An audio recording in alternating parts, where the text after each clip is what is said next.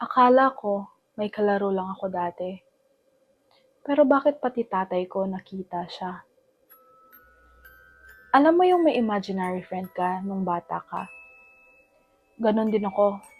Pero para kasing hindi naman siya imagination. Mga around 7 to 10 years old ako noon.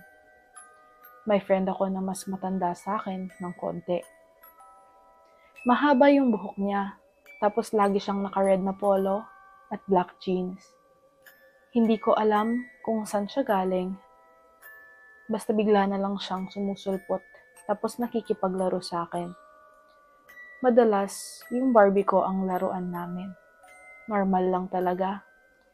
Parang usual na childhood memory lang. After ilang oras, sasabihin niya lang sa akin na uuwi na siya.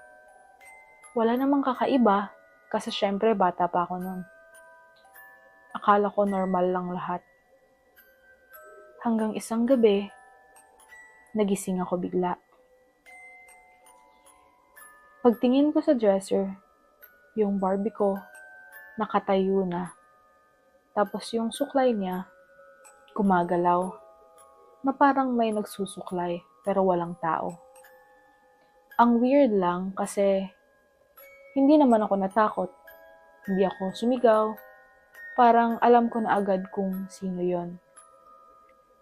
Kaya ang sinabi ko lang, "Uy, stop na. Natatakot na ako." Tapos biglang tumigil. Nahiga ulit yung Barbie. Tapos wala na ulit. After nangyari yon, hindi ko na ulit siya nakita. Years later, kinuwento ko yon sa parents ko. Yung mama ko, parang hindi naniniwala. Pero yung papa ko, natahimik. Sinabi niya na nakita niya rin daw yung friend ko before. Pero sigurado sila na hindi daw yung totoong tao.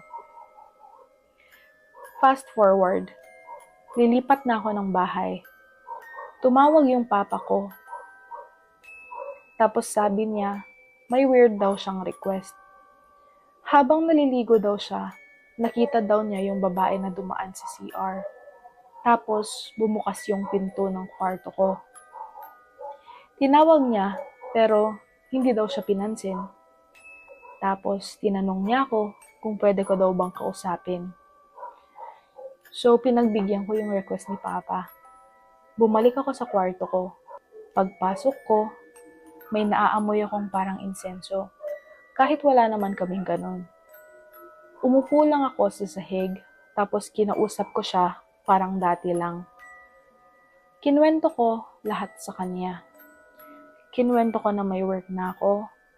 Kinuwento ko rin na lilipat na ako. Nag-thank you ako kasi naging friend ko siya nung bata pa ako. Tapos nag-sorry ako kasi parang bigla ko na lang siyang nawala.